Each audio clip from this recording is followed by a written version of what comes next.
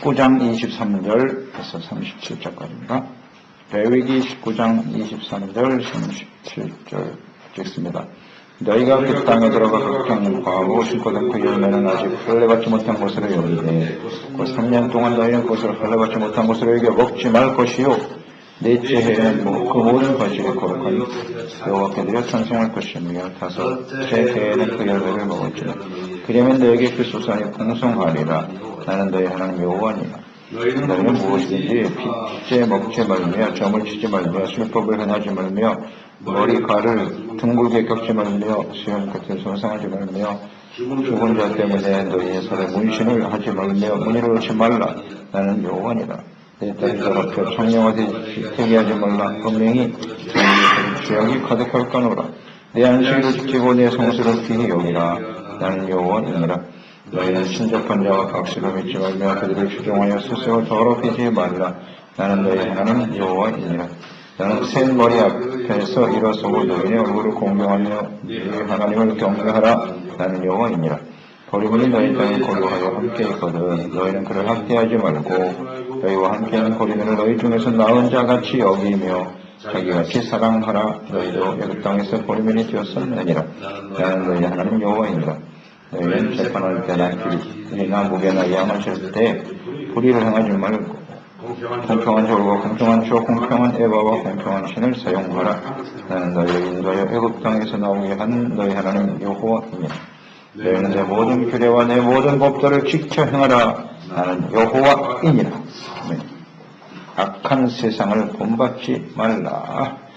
하나님의 백성, 하나님을 경외하는 사람들이고, 하나님을 경외한다라고 하는 것은 곧 이웃을 자신과 같이 사랑하는 삶으로 나타나는 것이죠. 십계명을 중심으로 해서 하나님 사랑, 이웃 사랑인데요. 거룩한 백성은 어떻게 살아야 되느냐?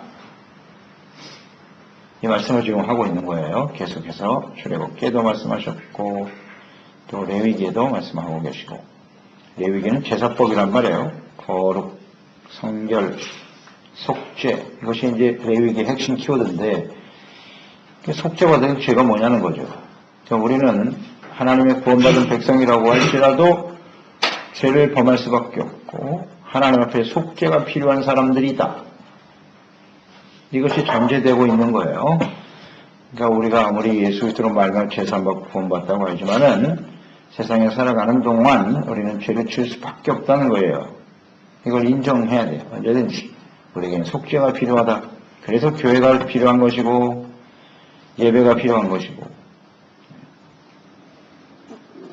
속죄. 그럼 우리가 속죄 받아야 할 죄는 뭐냐?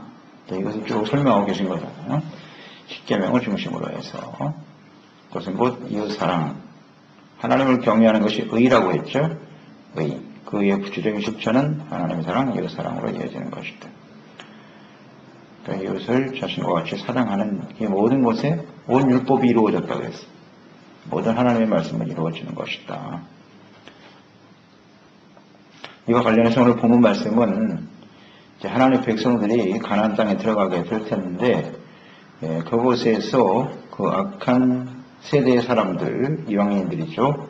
하나님이 없이 살아가는 사람들의 생활 속에서 그것을 본받아서는 안 된다는 거죠. 세속화되지 말라는 거예요. 세속화되지 말아라. 그들의 풍속이나 문화를 따르지 말아야 한다. 그래서 강조하고 있는 것입니다. 우리가 구원받았다고 하지만 다른 세상에서 사는 게 아니거든요. 이 땅에서 살아가는 것이기 때문에 그곳에서 세상 사람들에게 영향을 받는 것이 아니라 하나님의 백성은 그들에게 거룩한 영향을 미치는 사람이 되어야 된다는 것. 그래서 항상 우리는 생각해야 해요.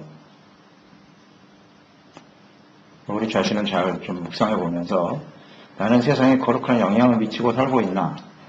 아니면 오히려 세상에 내가 나의 생각과 내 삶이 깊이 영향을 받고 살고 있는 건 아닌지 항상 이것을 점검하고 조심해야 합니다. 거룩한 백성이기 때문에. 중요한 사실은 우리가 거룩함을 잃어버리는 순간 하나님 우리와 함께 계실 수 없다는 거죠. 그게 죄인지도 모르고 잘못된 길로 가고 있다는 사실 전혀 인식하지 못한 채 입으로는 주여 주여 하고 있다면 그처럼 안타까운 일이 없는 거예요. 하나님은 함께 하실 수가 없어요. 그러니까 인생이 고달픈 거예요. 힘들어지는 거예요. 아무리 소리를 질러도 하나님은 죄인의 길에 서 있는 사람은 어떻게 하실 수가 없어요. 그가 회개하고 돌이키기 전까지는 하나님은 그냥 기다리실 수밖에 없는 거예요.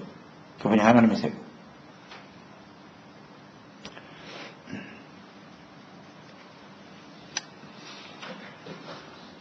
하나님께서 이스라엘 백성들에게 가장 우려하셨던 부분이 바로 이거예요. 가나안 땅에 들어가서 폐역하고, 가나안 땅이 폐역하잖아요. 우리 지난 시간에도 묵상했죠. 왜 그들이 가나안 땅에서 멸절당할 수밖에 없는지. 아주 폐역하죠. 더럽죠. 그래서 하나님이 심판하시는 거예요. 가나안 땅을. 이스라엘 백성들을 통해서. 그리고 이제 그곳에 하나님의 나라를 세우시려고 하는 거룩한 백성을 세우고 거룩한 나라가 세워지기를 원하시지만 그들이 가나안 땅에 들어가자면 반드시 그들에게 영향을 받을 것이다. 굉장히 우려하고 계시죠. 그래서 이렇게 엄격하게 40년 동안이나 가나안 땅 들어가기 바로 직전에서 훈련을 시키시는 거예요. 하나님의 마음을 잘 이해해야 돼요. 예수님께 구원받은 우리들, 이 세상에 살아가는 우리들을 향한 하나님의 뜻이 어떠하시며 23절, 25절 이런 생각을 가지고 말씀을 보면 왜 이런 말씀을 하셨는지 이해가 돼요. 자, 그 땅에 들어갔을 때 각종 과목나무를 심게 될 텐데 열매를 먹기 위해서 4년을 기다려야 돼요. 이게 좀 이해가 안 되는 말씀을 하셨어요. 3년 동안 그 과실은 할례받지 못한 것으로 여겨서 먹지 말아라 그랬어요. 아니 무슨 과실이 할례를 받냐. 이게 도대체 무슨 말씀이신고 3년 동안 먹지 말래요. 부정한 것으로 여겼어요. 왜 이 말씀을 하셨을까?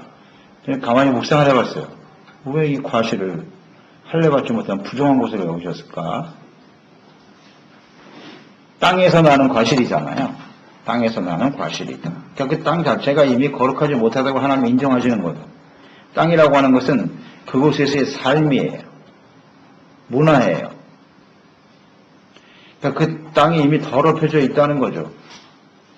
그래서 거기서 나는 과실도 3년 동안은 부정하니까 먹지 말라. 이 3년을 딱 정하셨단 말이에요. 4년째 되면 거룩하고 그것도 하나님께 드려야 돼요. 먹지 말고 5년째 됐을 때 먹으라는 거예요. 그럼 과실을 먹지 말라는 얘기인데 3년 동안.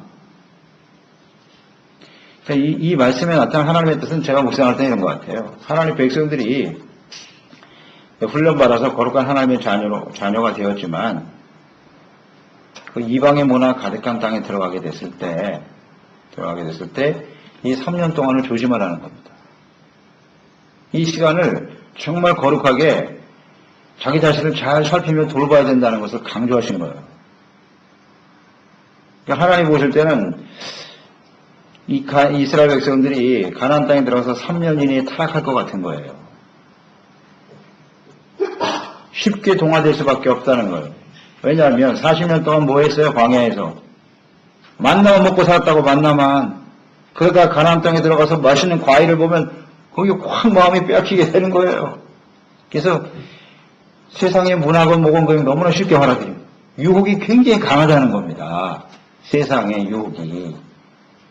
그러니까 주님께서 이것을 우려하신 거예요. 그러니까 저희가 만나를 먹고 참 맛있는 거 먹지 못한다고 애굽으로 돌아가겠다고 했던 사람들 아니에요. 이스라엘 백성들 광야에서 맨날 이 만나만 먹냐.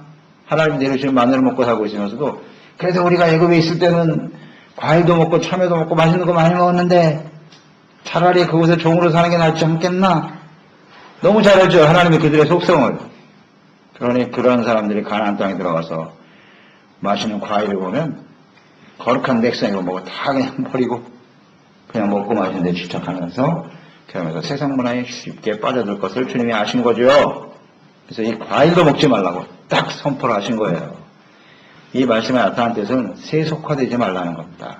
세상의 쾌락과 즐거움에 쉽게 빠지지 않도록 조심하라. 그런 뜻 아닙니까? 세상의 문화는 할례받지 못한 이건 문화로 봐야 돼요. 그 땅에서 일어나는 모든 문화, 음식 문화, 먹는 생활, 이 모든 것을 정말 조심해야 된다고 주님이 강조하신 겁니다.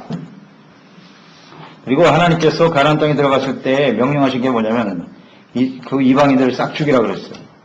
남기지 말고 멸절시켜라. 그렇죠? 분명하죠? 하나님의 뜻이에요. 그런데 멸절시켜야 되는데 그것을 단번에 하지 말라 그랬어요. 단번에 모든 사람을 다 죽이면 짐승들이 번성하게 되고 그래서 너희의 삶이 오히려 망가질 것이다. 그러니까 하나님이 점차적으로 단계적으로 하라고 말씀하셨어요. 그 단계적인 기간이 3년인 것 같아요. 그들을 완전히 멸절시킬 때까지, 그들의 잘못된 문화를 완전히 뽑아서 발본색을 할 때까지 너희들은 과일을 먹지 말라는 겁니다. 그 땅에서 나는 것들을. 그런 뜻이 아닙니까? 저는 그렇게 묵상이 됐어요. 하나님의 마음이 그래요. 그들의 문화에 쉽게 동화되지 않도록, 유혹에 빠지지 않도록 좀 보류하라는 겁니다. 그냥 눈앞에 보이는 먹는 거 이익 때문에 그냥 덤벼들지 말고. 하나님의 뜻이었을 거예요. 그런데 그러면 우리가 어떻게 4년 동안 기다리면서 하면 어떻게 살아요? 어떻게 살아요? 주님께서 약속을 주셨네요. 어떤 약속을 주셨어요? 25절. 다섯째 해에는 그 열매를 먹을지니 그리하면 너희가 이것을 잘 순종하여 지키면 어떻게 돼요? 너희에게 그 소산이 풍성하리라. 그래야 소산이 더 풍성해진대요. 더 많이 채워주신답니다. 하나님께서. 이게 하나님의 약속이에요. 그러니까 우리가 다 풍성한 삶을 원하죠. 그 풍성한 삶은 먼저 하나님 앞에 세속화되지 않는 거룩함으로 우리 삶을 지켜가는 것이 우리 인생을 풍성하게 만드는 조건입니다. 비결입니다. 방법이죠. 근데 우리는 이 3년을 못 기다리죠. 눈앞에 보이는 이익을 취하는 거죠. 내가 하나님의 백성답게 살아가는 것보다 당장 먹고 살아야지. 이 문제야. 쉽게 얘기하면.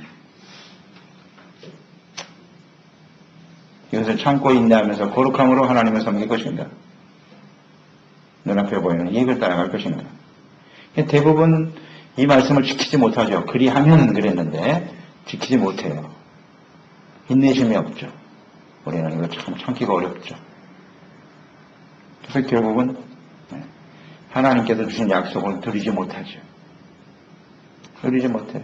이스라엘 백성들 보세요. 가나안 땅 들어가자마자 여호수아 죽고 나니까 바로 사사기예요. 바로 사사기예요. 우상에 빠져가지고 정신이 없잖아요. 이 하나님이 주신 풍성한 은혜와 축복을 누리지 못하고 사는 거죠. 그러니까 자기 힘으로 안 되니까. 우리가 이게 항상 악순환이라고 그랬죠. 하나님을 바르게 섬기지 못하면 우리에게 이런 풍성한 삶은 주어지지 않아요. 오히려 주변 사람들에게 짓밟혀요. 이렇게. 고통과 시련이 찾아와요. 그러면 우리는 어떻게 되냐? 어떻게 반응하냐? 하나님에 대한 신뢰를 잃어버려요. 야, 그래도 내가 하나님 백성인데 하나님 어찌 나에게 이러시노? 그게 하나님 앞에 신뢰가 끊어져. 기도도 끊어지고 예배도 끊어지고 그러면 자연스럽게 우상으로 가는 거예요. 그게 사사기죠.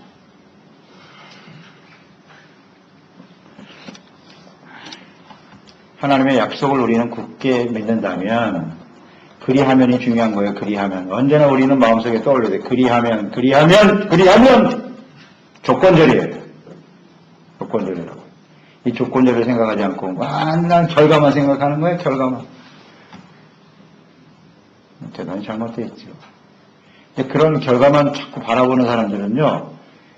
어떤 결과물, 결과를 통해서 나는 복을 받아야 된다는 생각만 계속 강조. 이것만 가르치게 되면 그 사람들은 결국 하나님께로부터 버려지게 만드는 거예요. 하나님과 아무 상관이 없어. 왜냐하면 결과만을 추구하는 사람은 그게 꼭 하나님이 아니어도 되는 거야. 그렇잖아요? 꼭 하나님만 믿어야 되는 건 아니잖아. 이 결과를 추구하는 사람은.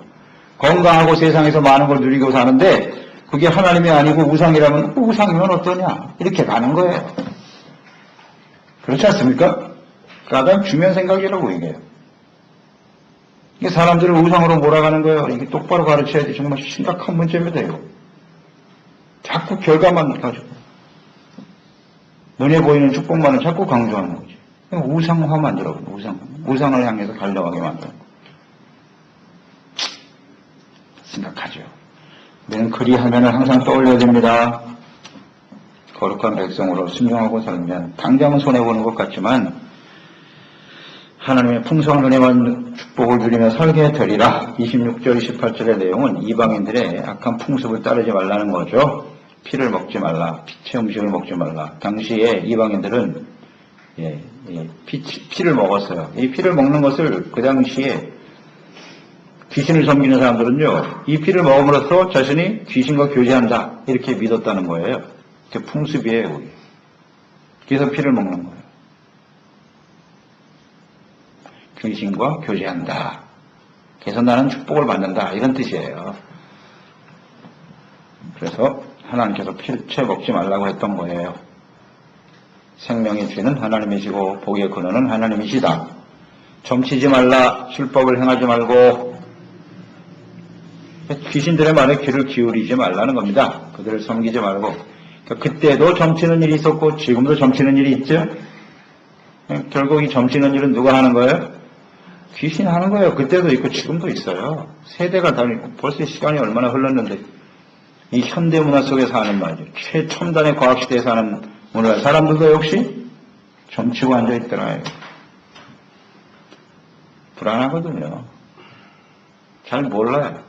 부지, 불안함 이게 다 죄악의 요소들인데 하나님을 모르는 사람은 그럴 수밖에 없어요. 아무리 문화와 상황이 바뀌어도 역시 인간은 불안전할 수밖에 없는 거죠.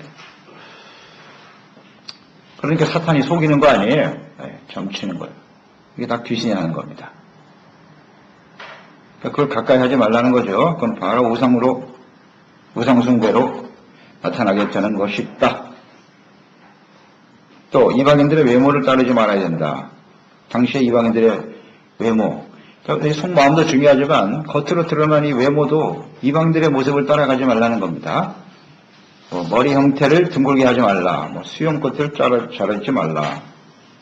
죽은 사람을 수포하며 몸에 상처를 내거나 문신을 하지 마라. 그게 당시 이방인들의 외모예요. 외모. 이방인들의 문화였어요. 이것을 절대 따르지 말라는 뜻이죠. 세속화예요. 이런 게 일종의 세속화라고 해요. 자꾸 외모를 따라가기 시작하는 거. 이방인들의 외모를 따르는 것은 그게 타락의 시작이에요. 이것은 오늘날로 잘 적용해서 한번 생각해 보세요. 세상 사람들이 좋아하는 어떤 외형적인 모습들을 그냥 본받고 따라가기 위해서 했어요. 너무 유행에 민감할 필요가 없어요. 사람들의 가치를 따르지 말라는 거죠. 외형.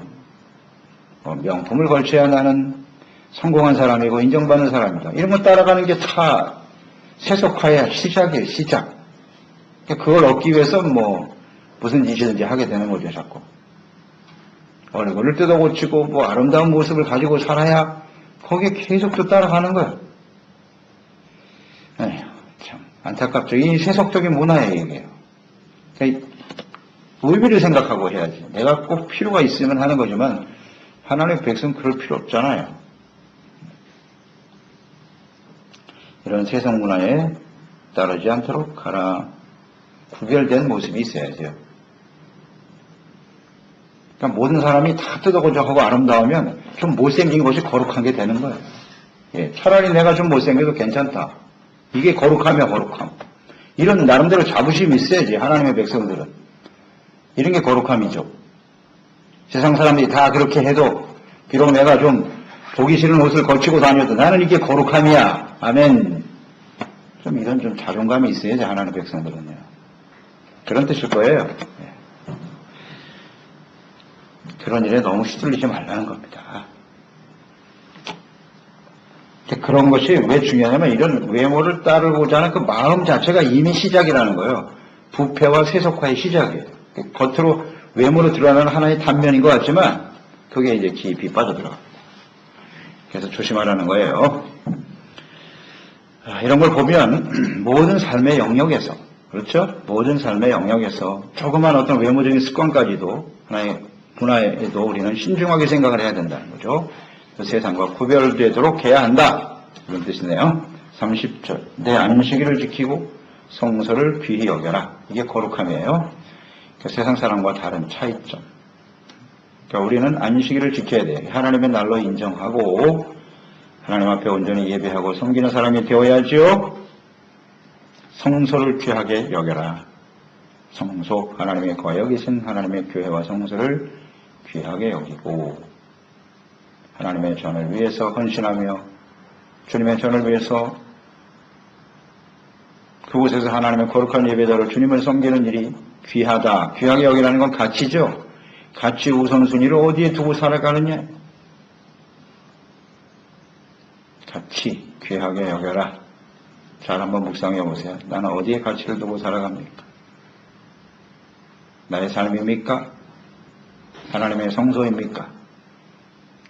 분명히 알겠죠. 자기 자신도 알고요. 하나님도 아세요. 그러니까 보시면 알아요. 내가 무엇을 더 귀하게 여기는지 아시겠죠? 거룩한 백성은요. 세상 사람과 달라야죠. 여기서 차이가 나야 되는 거지. 교회를 대한 태도, 하나님을 예배하고 섬기는 안식일, 우리 시간의 거룩함이죠. 우리의 날의 주인은 하나님이시다. 참된 안식은 하나님께만 있다. 하나님과의 바른 관계 속에서 이루어지는 것이다. 안식일 날 주말에 사람들은 뭐예요? 자기 편안을 위해서 세상으로 나가는 거예요. 그래야 뭐 안식을 얻는다고 생각했죠. 편안해진다. 우리는 그렇지 않다. 야외 나가서 편안하게 쉬는 게 그게 안식이 아니다. 우리는 하나님 안에 있을 때 우리는 안식을 누리는 것이다. 아멘. 분명히 다르죠. 네, 이런 게 다른 거예요.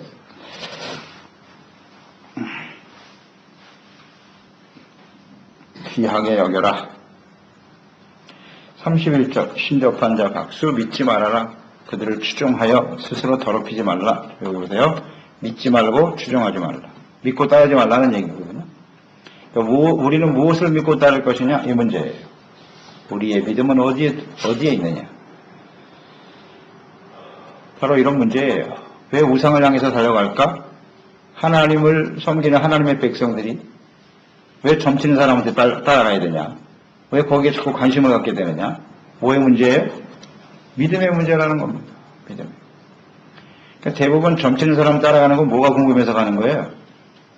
미래, 내가 앞으로 어떻게 될까? 이게 궁금한 거라. 그러니까 가는 거 아니에요? 이거 어떻게 될까요? 뭘 어떻게 돼? 믿음대로 되는 거지. 그러니까 거기 가는 사람은 일단 불안하거든요? 불안해서 찾아가는 걸 거라, 대부분. 그럼 그대로 되는 거예요. 그 사람 불안하면요, 그게 미래예요. 그 사람 미래. 두려워하는 거 그대로 임한다고 그랬잖아요. 너희가 두려워하는 것이 바로 그대로 임하는 것입니다. 제가 볼 때는 불안해서 점집 들락날락 하는 사람들은요, 절대로 좋은 일을 볼 수가 없어요. 그건 확실해요. 그러니까 우리가 믿음을 어디에 두고 사느냐. 물론 하나님, 그런데도, 하나님 믿지 않아도 그런데 찾아가지 않는 사람들이 있어요. 왜? 자기 자신에 대한 믿음이 강한 사람들이거든요. 내가 열심히 수고하고 노력해서 살면 잘 살 수 있다. 자기에 대한 확신이 있는 사람은 그런데 안 찾아가요. 그럼 모든 일이 다 잘 되니까 그러겠지만, 절망적인 상황에 떨어지면 또 흔들릴 수밖에 없는 인간인데, 우리의 믿음은 어디에 있어야 되는 거예요? 하나님. 내가 하나님의 거룩한 백성으로 바르게 살면, 여호와 이래 하나님이 우리를 위해서 모든 것을 아름답게 예비하시고 인도하시는 하나님이시다라는 믿음과 확신이 있는 사람이 뭘 흔들려요? 뭐가 이렇게 궁금해? 믿음이 없는 거예요. 믿음이 없기 때문에, 하나님께 대한 믿음이 없기 때문에 이런 귀신에게 속는 거고 그걸 추종하고 따라갈 수밖에 없는 거죠. 참 불쌍하죠. 그런 사람들 보면. 안타깝죠. 자기에 대한 믿음도 없고 하나님에 대한 믿음도 없으니까 그냥 귀신이 시키는 대로 따라다니는 참 불쌍한 사람들이에요. 귀신이 이런 걸 누리잖아요. 그래서 혹시 주변에 그런 사람들이 있으면요, 본질이 그거거든요. 뭔가 믿음이 필요한 사람들이거든요. 하나님에 대해서 확실하게 가르쳐 주세요. 자신 있게 얘기해야 돼요. 내가 너를 가장 행복한 삶으로 인도해 줄게. 그분이 바로 하나님이시거든요. 어차피 그것도 귀신인데, 점치는 것도. 하나님을 믿어야지. 그런 사람들이 전도하기가 더 좋아요, 사실. 훨씬 마음이 이렇게 벌써 이미 무너져 있다는 얘기거든요. 갈급한 영혼들이라고 봐야죠. 가까이 하면 특히 하나님의 백성들이 이런 데 빠진다는 건 매우 심각한 일입니다. 그러니까 이미 우리가 하나님을 믿고 하나님은 영이시잖아요. 이 영이신 하나님과 이미 접촉이 일어난 사람들이기 때문에 이 하나님과의 관계가 끊어지면 더 빨리 쉽게 무너져요. 세상의 유혹에. 이걸 우리 조심해야 됩니다. 그 다음 32절 센 머리 앞에서 일어서고 노인을 공경하라 이렇게 되네요. 센 머리. 머리가 흰 사람들. 노인들이죠. 그러니까 노인들을 공경하라. 윗사람을 존경해라. 그런 뜻이네요. 이것은 곧 하나님을 경외하는 것과 연결을 시켜놨어요. 언제든지. 부모를 공경하고 노인을 공경하는 일, 이것은 하나님을 경외하는 것을 근간으로 해서 이루어지는 것. 같이 연결을 시켜놨어요. 그러니까 하나님을 경외하는 사람은 예의 범절을 잘 지켜야 돼요. 무례히 행하는 것은 그건 사랑이 아니에요. 하나님 백성의 태도가 아니라고요. 당연히 윗사람을 공경할 줄 알아야죠. 윗사람을 무시하고 부모를 무시하고 노인들을 무시하고 그것은 거룩한 하나님의 백성의 모습이 아니에요. 당연히 예의 발라야죠. 노인들에 대해서. 먼저 인생을 산 사람들을 공경할 줄 아는 예의 범절 확실합니다. 이게 거룩함의 표징이에요.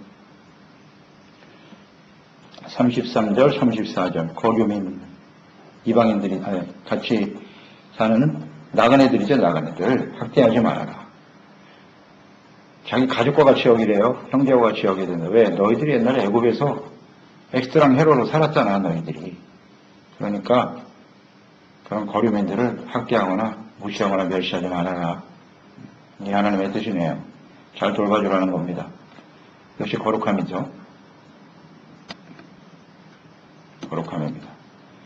이제 다른 사람들이잖아요. 뭔가 본질적으로 피부 색깔이 다를 수도 있고 언어가 다를 수도 있고 함께 살아가는 세상이거든요. 그들을 멸시하거나 무시하는 일은 하나님의 사람으로서 해서는 안 될 일이죠. 그 다음 35, 36절에 보면 재판, 상거래에서 불의를 행치 않도록 해라. 여기서 거룩함을 나타내야 된다. 재판은 뭐 굉장히 중요하죠. 그 사회에 가장 근간을 이루는 중요한 부분이죠. 이 재판이 무너지면 그 사회는 무너지는 거예요. 상거래 역시 마찬가지. 이 상거래에 대해서 신뢰를 얻지 못한다면 그 사회의 근간이 무너지는 거예요. 아주 중요한 부분 두 가지를 언급하셨어요. 재판과 상거래에 있어서 공평하게 신뢰를 지켜가는 정직하게 행하는 사람이 되어야 한다. 저우추를 속이는 일은 왜 그렇죠? 자신의 이익이죠. 이익을 위해서 속이는 일이잖아요. 신뢰를 깨트리는 일이거든요. 결국 이것은 모든 사람들에게 신뢰를 무너뜨리는 사회 질서를 허무는 아주 심각한 악입니다. 악이에요. 세상은 대부분 그래요. 조금 속이더라도 나에게 이익을 얻으면 된다라는 생각. 하나님의 백성은 그래서는 안 된다. 그러면서 마지막 절에 무슨 말씀하셨냐면 나는 너희를 애굽 땅에서 나오게 한 너희 하나님 여호와니라. 이 말씀하셨네요. 그러니까 이스라엘 백성들을 구원하셨단 말이에요. 그러니까 하나님이 이스라엘 백성들을 구원하셨다. 그러면 이 말씀 뭐냐면 내가 너희를 왜 구원해냈는지 알겠니? 하나님이 이스라엘 백성들을 구원하신 목적은 거룩한 백성답게 살라는 거예요.